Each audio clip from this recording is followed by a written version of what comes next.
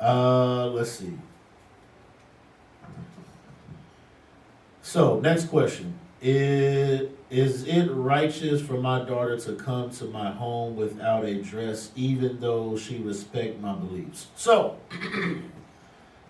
this is what I'll say about that.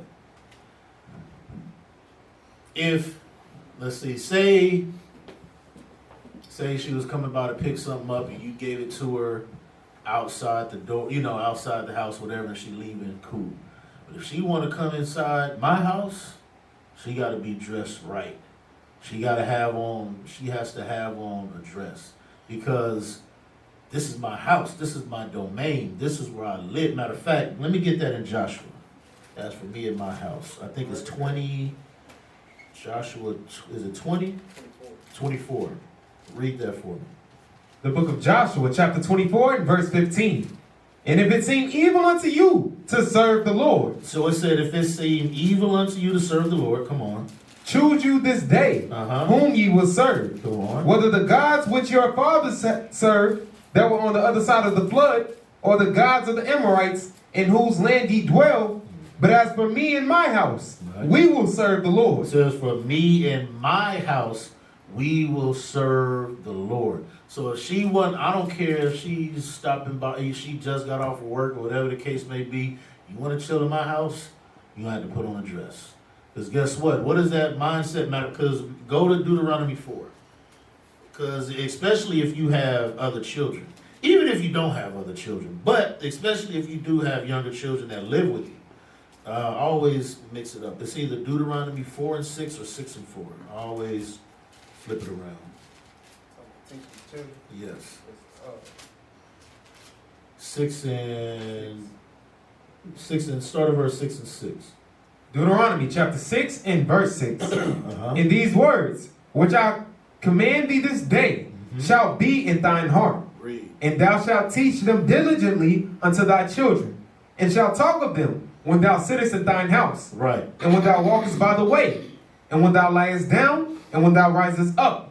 And thou shalt bind them for a sign upon thine hand. So the point is that we should teach these commandments to our children. So for one, especially if you have younger children in your house, they need to see that example. Otherwise, they're going to think, well, obviously, mama and daddy, they ain't really, about it. They ain't really about that lifestyle. And if you don't have younger children, still, it's the principle of it. Because, for example,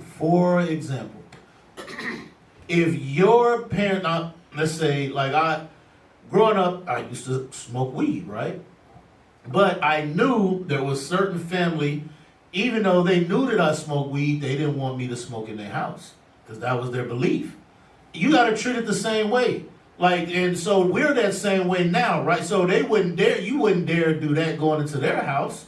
So why would they do that coming into your house? Same thing, we don't smoke weed, so they ain't gonna smoke in your house, right? Because you don't believe that. Guess what? Same way, don't come in my house wearing pants. Don't bring no unclean food in my house. These are the rules that I've set in my house that you gotta abide by. And if you love me and you want to see me, you gonna do it. I know when we went on the cabin trip, I think it was our first year we went on the cabin trip, and my mother-in-law watched our kids, and we bought her dresses, we bought them for her, fringed them for her, and she wore dresses in the house. She wasn't wearing pants in the house. My sister came to visit one time after Samuel was born. She wore dresses. So this is the thing, this is your house. Did she come in pants one time? I think she did. But anyway, that's a different story though. Not no more. But anyways, that's your house. Those are the rules you set inside your house, and that's what they have to abide by. All right? So now, next question. I'm going to save this one. Especially after the class Bishop did. I went and got my notebook out, because all the scriptures written down. Look, when Bishop was going in at the end, oh man, look. And then Bishop Nathaniel and Bishop Yalsai was just tag team. I was like, oh yeah, bro. So I'm gonna say that for you. And I know this question was written before that class. So I'm pretty sure if you was paying attention to class, they answered this question. But we'll go over it again. Genesis 6, 1 through 2. Who are the sons of God and who are the daughters of men? Let's get that real quick. The book of Genesis, chapter 6 and verse 1. And it came to pass, when men began to multiply on the face of the earth, and daughters were born unto them, that the sons of God saw the daughters of men. So the sons of God is us. That's the children. That was the chosen seed. Then because you had the chosen seed, you had Adam. There was more than one Adam, but you had the chosen Adam. And because when you read in chapter 5, let's just read chapter 5 real quick. I'm just giving a little brief history. Chapter 5 and verse 1. Genesis chapter 5 verse 1. This is the book of the generations of Adam. And the day that God created man, and the likeness of God made he him. Male and female created he them, and blessed them, and called their name. There. Their. There, meaning there were multiple Adams, and called their name, read. And called their name Adam. In the day that when they were created. Right. Now, when you read verse 3, read that. Verse 3. And Adam lived. Now, this is the chosen line, Adam. There was other nations there in the beginning, but this was the chosen. Were they necessarily called the children of Israel then? No, but this was the chosen lineage. This was the chosen seed.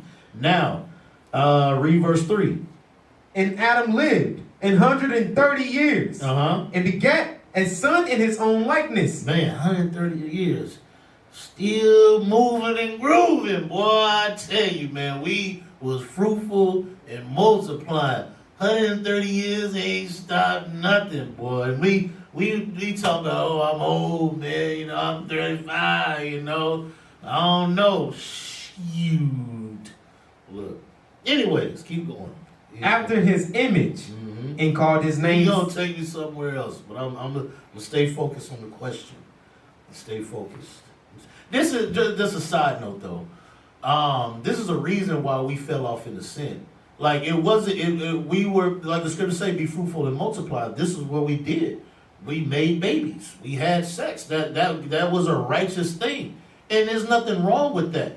But they used that to get us into these idolatry and stuff like that. If it wasn't involved in that, we wasn't really worried about it.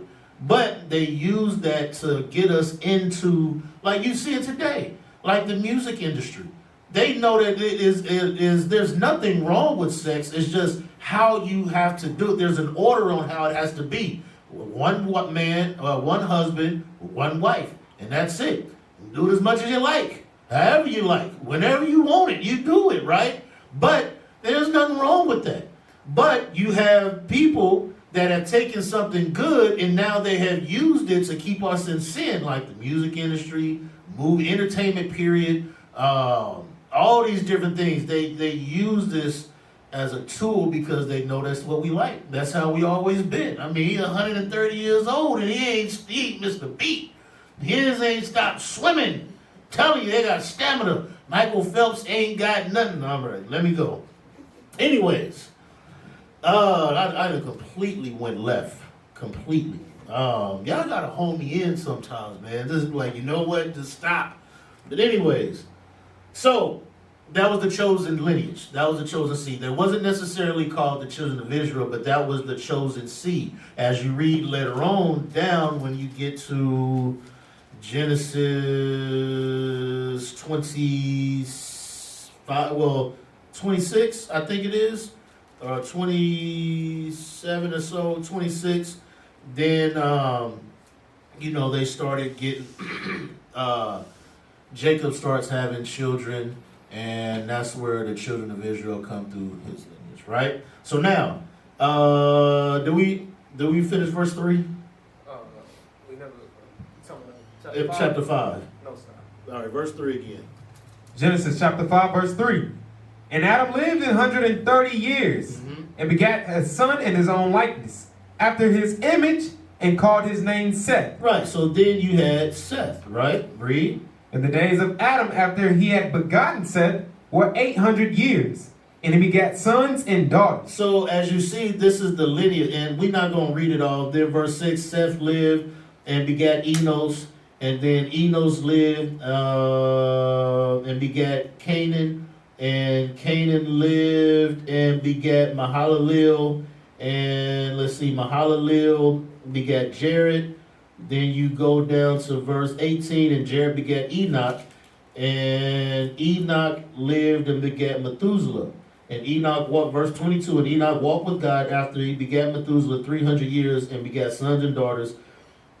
And all the days of Enoch were 365 years. And Enoch walked with God and was not, for God took him, because it was translated. God took him up.